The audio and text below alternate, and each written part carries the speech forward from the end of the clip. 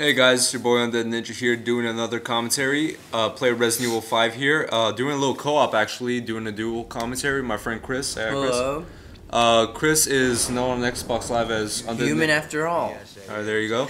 and YouTube channel, you have a YouTube channel? Yeah. The Film Conspiracy? Yeah, I have a YouTube channel called The Film Conspiracy where I guess you can just hit me up with your clips and contact me and I can try to make a montage for you.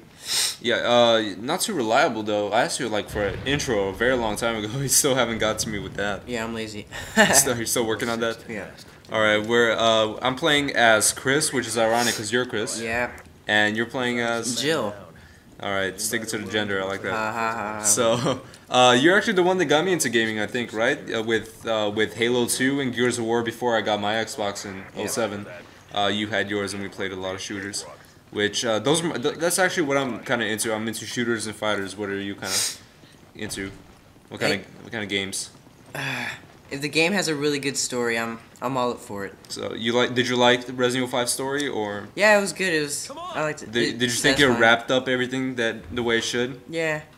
Could have featured Leon. Was it? Did you play any Resident Evil games before it? You mentioned Leon from Resident Evil 4. I played Resident Evil 4, which was probably the biggest Resident Evil game I ever played. Yeah, true. I admit, comparing the two, I do prefer Resident Evil 4. A bit longer, more bigger boss battles. So, but also third-person shooters. Did you prefer Resident Evil or something along the lines of Gears of War or Dead Space? Did you? What do you think about this? I actually like Dead Space myself because like I said, a little more back to the horror stuff that Resident Evil was about. See, that's the thing. I like them all. They're all good. They're all great shooters. But speaking with the horror genre, I mean, Dead Space I think might be the strongest one out of those. Yeah. Just going back to the horror thing. In the beginning of this DLC, we're actually trying to find a couple of passwords. Three passwords that we get. We have to open up a secret password that you're gonna see later on in the game. Itchy and tasty. Okay. Itchy. All right, there you go. Some kind of books that somebody left behind, and there you go. First password off the bat. There you go. This commentary was actually at a pretty good time because that new Resident Evil movie is about to come out, right? Oh yeah. That I'm not gonna see. In 3D. In 3D, Avatar 3D. I think that anything beyond Tron is just gonna push it. Speaking of which, we're pretty big fans of Tron. Yes, with really that new Daft Punk soundtrack that we're pretty excited about. I'm actually collecting a couple of emblems right there, which you can get costumes with, I think. I just want to point out right here, you stab in a really gay way. A little shanking motion right there. I'm actually waiting for Chris right now because a lot of these parts in co-op you have to wait for the second person. But speaking of co-op, they didn't keep a couple of things in mind when they were designing it. For instance, when you're like walking through doors and stuff, like one by one, you can't like hold the door open for somebody. Yeah, each player has to open the door for themselves, and it gets really irritating. Really irritating. So, I'm trying to warn you not to jump down right there. So, here we split up, trying to do our own thing. And we have to do our own thing. Yeah, true. Yeah, guys, a lot of back and forth going on in this DLC, just back and forth in the mansion that you guys really don't want to see. So we speed up, we cut parts that are fun, but kind of boring to watch. Speaking of which, we weren't really recording this. We were just playing it for fun at first, and then decided to do a commentary over. I'm a new commentator. I'm just finding some games to do it on. There we go. We skipped a little part right there, and Chris or Jill was actually playing the piano over here to open up a door. Messes up a couple times. And I waste my ammo shooting at you. As you can see, we already have our second password. There you go, right there. And we're trying to get this emblem that we're actually going to need to open up a door right now. Which is, again, at the other side of the map. A lot of back and forth. Yes.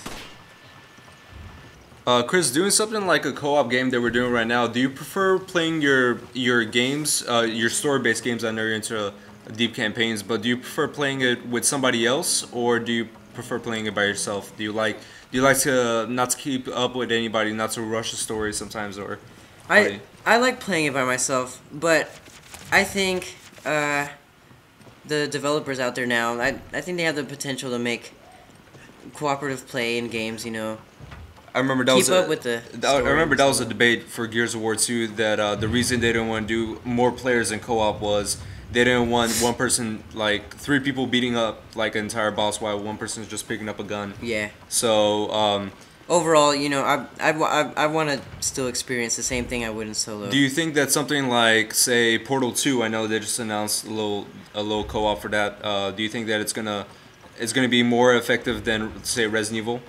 Probably, or yeah, I think it'd be really. Do you cool. think like the puzzle genre is more suited for co-op than the horror genre? Say? I think it's more approachable. Because I feel like a horror game would be a bit scary if you're by yourself. Yeah. If you're talking to somebody throughout the whole time, you're you might miss something. At least it doesn't make my brain hurt like Portal. So. Portal 2 does look pretty insane, but I will probably be the first one. I don't know if they can justify paying $60 just for that. Because I remember the first one was about maybe 15, and it took me a day to beat it. So well, I don't know. Maybe we'll see an orange box too. Maybe we'll see that. We'll see what happens with that. I'm actually playing a lot of Team Fortress 2 right now. I might do a little commentary on that. Speaking of the games I'm doing right now, nobody has sent me a screen capture program for Robot Unicorn Attack. You played that, right? Yeah. You got you played that. We are on the hunt for the last password. And I'm actually gonna skip this reading right here because I know most of you guys don't do a lot of reading.